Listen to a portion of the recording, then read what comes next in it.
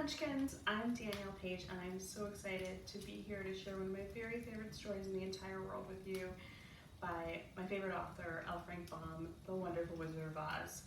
I am such a fan that I actually wrote a bunch of books about Dorothy and what happens to her after she leaves to Oz and comes back again.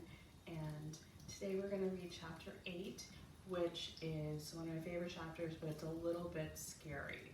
But don't worry. The friends come together and they, like when friends do, and they make everything better and they continue down the road. So let's get started with chapter 8. Here we go. Our little party of travelers awakened the next morning refreshed and full of hope, and Dorothy breakfasted like a princess off of peaches and plums from the trees beside the river. Behind them was the dark forest they had passed safely through. Although they had suffered many discouragements, but before them was a lovely sunny country that seemed to beckon them on to the Emerald City. To be short, the broad river now cut them off from this beautiful land. But the raft was nearly done, and after the 10 woodmen had cut a few more logs and fastened them together with wooden pins, they were ready to start.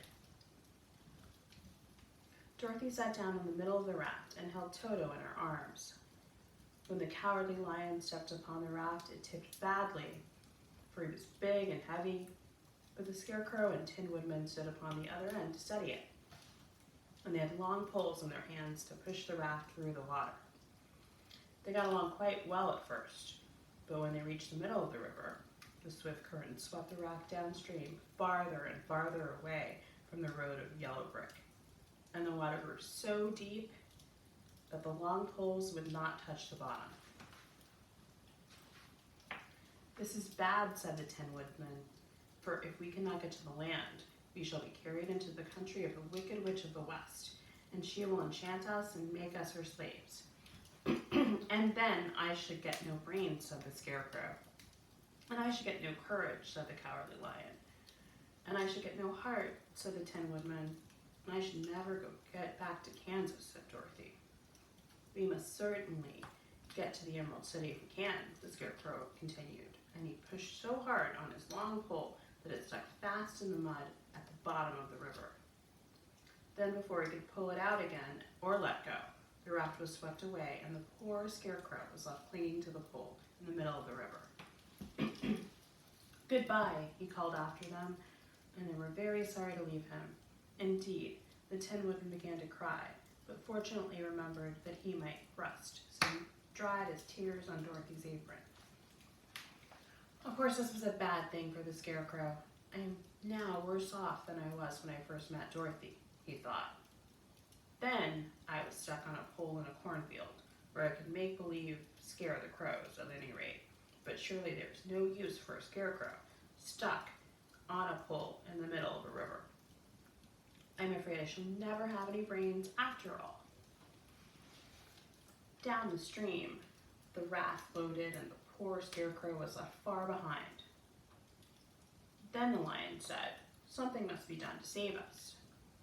I think I can swim to the shore and pull the raft after me, only you will hold fast to the tip of my tail."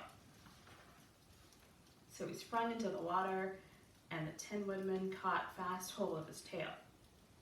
Then the lion began to swim with all his might toward the shore. It was hard work, although he was big. But by and by, they were drawn out of the current, and then Dorothy took the 10 woodmen's long pole and helped push the raft to the land. They were all tired out when they reached the shore at last and stepped off upon the pretty green grass. They also knew that the stream had carried them a long way past the road of yellow brick that led to the Emerald City. "What should we do now?" asked the 10 woodmen, as the lion lay down on the grass and let the sun dry him. "We must get back to the road in some way," Dorothy said. "The best plan will be to walk along the riverbank until we come to the road again," remarked the lion. So when they were rested, Dorothy picked up her basket and they started along the grassy bank to the road from which the river had carried them. It was lovely country with plenty of flowers and fruit trees and sunshine to cheer them, and had they not felt so sorry for the poor Scarecrow, They could have been very happy. They walked along as fast as they could, Dorothy only stopping once to pick up a beautiful flower. And after a time, the Tin Woodman cried out, "Look!" Then they all looked at the river and saw the Scarecrow perched upon his pole in the middle of the water, looking very lonely and sad. "What can we do to save him?" asked Dorothy. The Lion and the Woodman both shook their heads, for they did not know. So they sat down upon the bank and gazed wistfully at the Scarecrow until a stork flew by, who, upon seeing them, stopped to rest at the water's edge. "Who are you and where are you going?" asked the stork. "I am Dorothy," answered the girl. "And these are my friends, the Tin Woodman, the Cowardly Lion, and we are going to the Emerald City." "This isn't the road," said the stork, as she twisted her long neck and looked sharply at the queer party. "I know it," returned Dorothy, "but we have lost the Scarecrow and are wondering how we shall get him again." "Where is he?" asked the stork. "Over there in the river," answered the little girl. "If he wasn't so big and heavy, I would get him for you," remarked the stork. "He isn't heavy a bit," said Dorothy eagerly, "for he is stuffed with straw. And if you will bring him back to us, we shall thank you ever and ever so much." "Well, I'll try," said the stork. "But if I find he is too heavy to carry, I shall have to drop him in the river again." So the big bird flew into the air and over the water until she came to where the Scarecrow was perched upon his pole. Then the stork, with her great claws, grabbed the Scarecrow by the arm and carried him up into the air and back to the bank, where Dorothy and the Lion and the Tin Woodman and Toto were sitting. When the Scarecrow found himself among his friends again, he was so happy he hugged them all, even the Lion and Toto. And as they walked along, he sang "To-dee-ree-dee-o" at every step. He felt so gay. "I was afraid I would have to stay in the river forever," he said. "But the kind stork saved me, and if I ever get any brains, I shall find the stork again and do her some kindness in return." "That's all right," said the stork, who was flying beside them.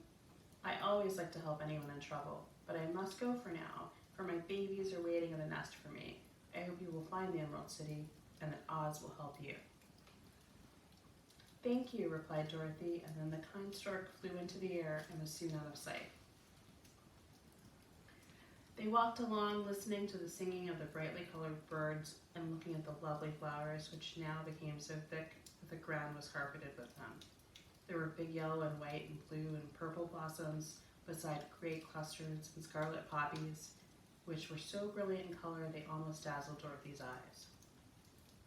"Aren't they beautiful?" the girl asked, as she breathed in the spicy scent of the bright flowers. "I suppose so," said the Scarecrow. "When I have brains, I shall probably like them better." "If only I had a heart, I should love them," said the Tin Man. "I always did like flowers," said the Lion. "They seem so helpless and frail, but there are none in the forest so bright as these." They now came upon more and more of the big scarlet poppies and fewer of the other flowers, and soon they found themselves in the midst of a great meadow of poppies. Now it is well known that when there are many of these flowers together, that their odor is so powerful that anyone who breathes it falls asleep. And if the sleeper is not carried away from the scent of those flowers, he sleeps on and on forever. But Dorothy did not know this, nor could she get away from the bright red flowers that were everywhere about. So presently her eyes grew heavy, and she felt as if she must sit down to rest and to sleep. But the Tin Woodman would not let her do this. "We must hurry and get back to the road of yellow brick before dark," he said, and the Scarecrow agreed with him. So they kept walking until Dorothy could stand no longer. Her eyes closed in spite of herself, and she forgot where she was, and she fell among the poppies, fast asleep. "What shall we do?" asked the Tin Woodman. "If we leave her here, she will die," said the Lion. "The smell of the flowers is killing us all. I myself can scarcely keep my eyes open, and the dog is asleep already." It was true. Toto had fallen down beside his little mistress, but the Scarecrow and the Tin Woodman, not being made of flesh, were not troubled by the scent of the flowers. "Run fast," said the Scarecrow to the Lion, "and get out of this deadly flower bed as soon as you can. We will bring this little girl out with us, but if you shall fall asleep, you are too big to be carried." So the Lion aroused himself and bounded forward as fast as he could go. In a moment he was out of sight. "Let us make a chair with our hands and carry her," said the Scarecrow. So they picked up Toto and put the dog in Dorothy's lap, and then they made a chair with their hands for the seat and their arms for the arms, and carried the sleeping girl between them through the flowers. On and on they walked, and it seemed that the great carpet of deadly flowers that surrounded them would never end.